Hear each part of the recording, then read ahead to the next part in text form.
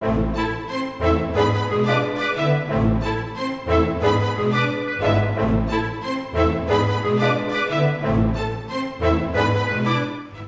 a very, very good evening to you. Delighted to have Professor Stiglitz with us, and it's fantastic that economics can pull in such a big crowd. British economists are pretty good by global standards. American economists are somehow more interesting, I always tend to think. They have a tradition of saying things that people can understand, writing in newspapers, being polemical and political, and also winning Nobel Prizes. Joe Stiglitz is in this tradition. He's written this book, the latest of his books, highly readable, available from the foyer, I should say. But he's also worked in the real world. Well, the sort of real world, the World Bank, the Clinton administration. But he's achieved top academic distinction with a Nobel Prize, which he got with several others for spotting something quite important in economics, and indeed in life, that information is extremely important, and that markets don't always work well when information is unequally distributed. If a lender doesn't know how reliable a borrower is, the market for loans may not work well. Now, that's something that might perhaps sound a bit obvious now, but the arguments are quite subtle. It's around the fact that if bad borrowers are the ones who have an inclination to borrow because they don't intend to pay the loans back, the whole market for loans can be screwed up. And similar arguments have been applied to second-hand cars. Similar arguments apply in the labour market too. Those arguments, they reshaped economics in the 1970s and 80s, and Joe Stiglitz is one of the three men who gained recognition for them. At the moment, he's a professor at the Columbia Business School in New York. He also chairs the Brooks World Poverty Institute at the University of Manchester. So good academic, good policymaker. Now, I don't want to put British economists down. We did have the greatest the world has ever seen in John Maynard Keynes, but the Americans, I'm afraid, even have the most fluent followers of Keynes these days, and Joseph Stiglitz is one of those. Right, our format for tonight is going to be very simple. He's going to speak for up to 15 minutes. At that point, I will stop him, whatever he's saying. I will talk to him a little bit up here. We'll have some conversation up here, and then we will take questions from the floor. But let's get straight on and welcome Professor Joseph Stiglitz.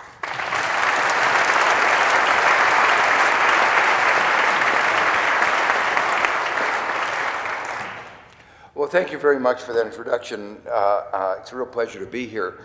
As you may know, the crisis has generated a shortage of jobs for most people, but an excess of demand for economists, and as well as a large number of books about the crisis.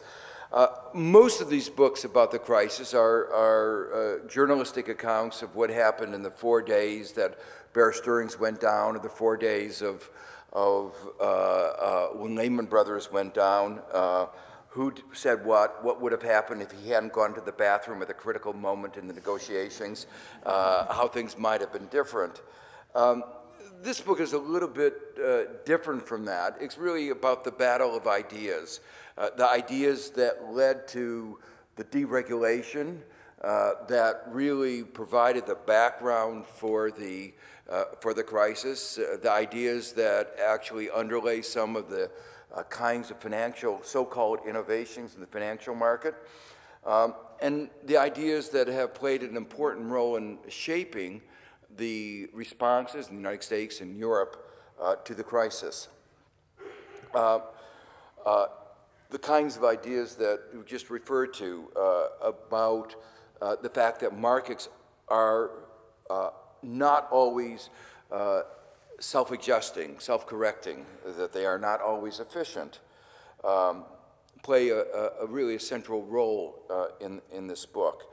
Now, in some sense, you could have said, one could have said, didn't we have the Great Depression some 75 years ago when we learned that markets didn't always work perfectly? But in a period of 75 years, people forget. And most of the people alive then are not alive now.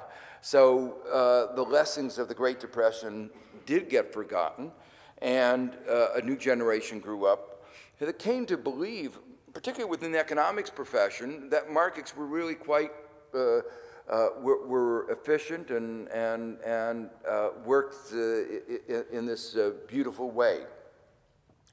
What was interesting was that while these ideas became very popular among some circles, some policy circles, and among some parts of the economics profession, within other parts of the economics profession, there were a focus on another set of ideas, which try to explain why it was, to put it in one way, why Adam Smith's invisible hand that argued that markets led as if by an invisible hand, pursuit of self-interest led as if by an invisible hand to economic efficiency.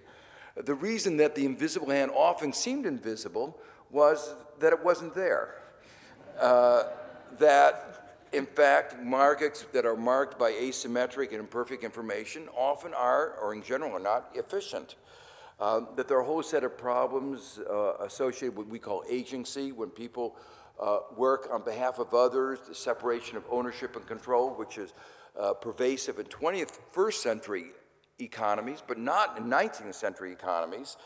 That these problems of externalities, as I say, are central to an understanding of the functioning of modern economies, and why some of the simplistic beliefs about what I call market fundamentalism fail.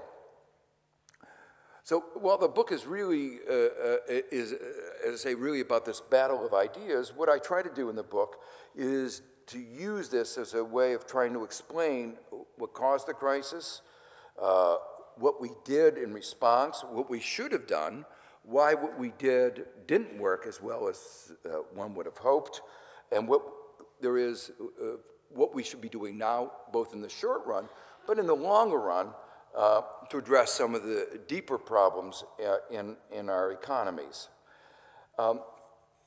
One of the challenges facing any interpretation of this crisis is that there are many explanations, many people, many stories about what caused the crisis.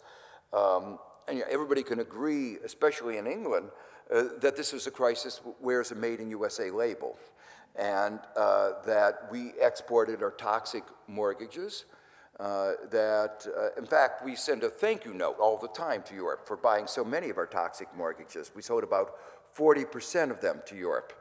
And had it not been for that, the downturn in the US would have been much worse.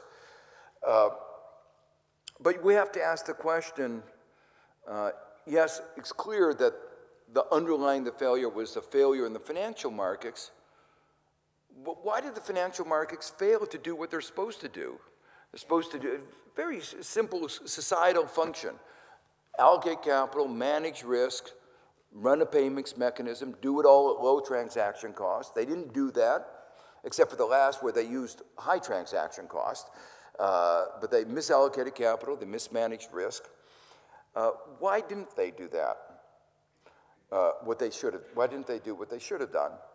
Well, one of the answers is that they had incentives to be short-sighted, to undertake excessive risk. If you look at the incentive structures, most economists would have said it should have led to bad behavior. And in fact, in the years before the crisis, I was a little worried, because the one thing that economists agree on is incentives matter. And here, the financial system created incentives for this short-sighted behavior and excessive risk-taking, and the full manifestation wasn't realized. And if that didn't happen, it would have meant that we'd have to write our textbook and say incentives don't matter. But fortunately, we've had the crisis, and we've seen that, that incentives do matter and people behave in the way that they have incentives.